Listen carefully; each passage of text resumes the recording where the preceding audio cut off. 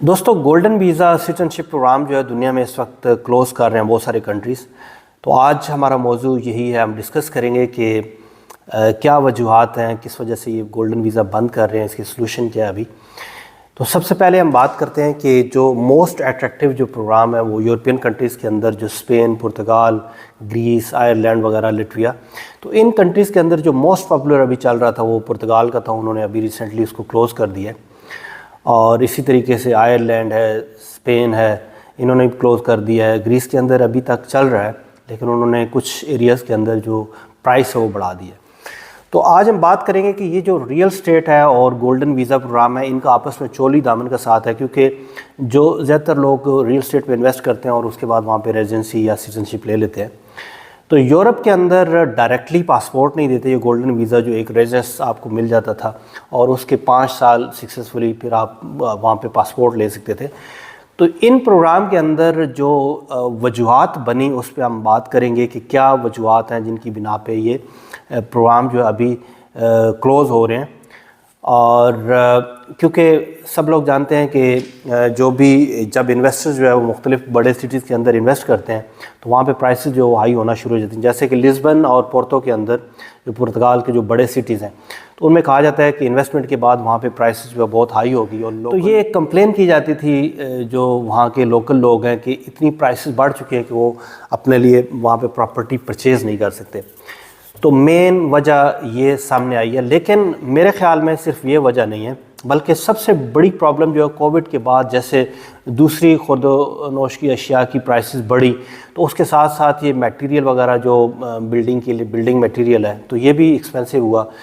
ترکی کے اندر بھی پرائسز جو بہت ہائی ہوئی, اسی طریقے سے یورپین کنٹریز کے اندر بھی. تو یہ ایک مین وجہ بھی بنی ہے جس سے لوگ یہ سمجھ رہے ہیں کہ شاید جو ہے یہ لوگوں کے آنے کی وجہ سے, جیسے ترکی کے اندر بھی یہاں پہ سٹیزنشپ پروگرام میں بہت سکسیزفلی اور ریئل اسٹیٹ انویسٹمنٹ ہو رہا ہے, کیونکہ یہ دونوں کنٹریز جو ہے نا, یہ پرتگال اور ترکی, میں اسپیشلی سمجھتا ہوں کہ ان کنٹریز کے اندر بہت زیادہ انویسٹ ہوئی گولڈن ویزا اور سٹیزنشپ پروگرام میں اور پھر ریئل اسٹیٹ انویسٹمنٹ کے لیے. تو میرے خیال میں جو نمبر 1 فیکٹر بنا ہے وہ یہ نہیں ہے کہ لوگ جو ہے دوسرے کنٹری سے آ رہے ہیں,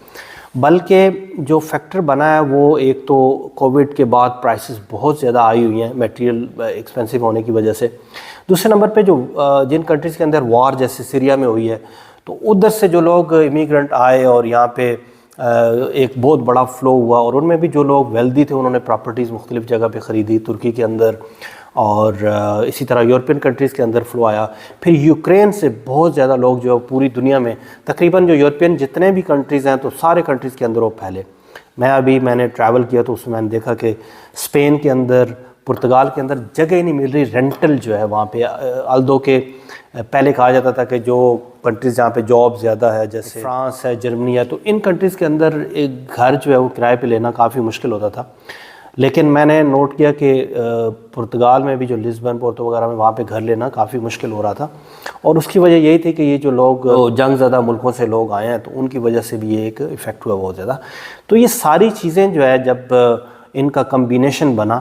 تو وہ ایفیکٹ ہوا کنٹریز کے اندر. اور آپ دیکھیں کہ جو کامن لوگ ہیں, جو لوگ جاب کرنا چاہتے ہیں, جو لوکل لوگ ہیں, تو ان کو وہاں پہ یہ چیزیں ان کی ایکسیس سے باہر ہو گئی. یعنی رینٹ پہ گھر نہیں مل رہا, پرچیز کرنے کے لیے جاتے ہیں تو اتنی ہائی پرائسز ہیں کہ وہ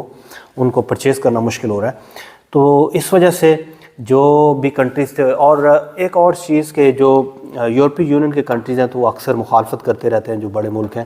کہ یہ چھوٹے ملک جو کیونکہ یہ انویسٹرز کو بلاتے ہیں اپنی اکانومی بہتر کرنے کے لیے, تو یہ سب سے پہلے تو ان لوگوں کو اٹریکٹ کرتا تھا جو لوگ بزنس مین ہیں یا وہ ٹریول فری ایکسیس چاہتے ہیں. کیونکہ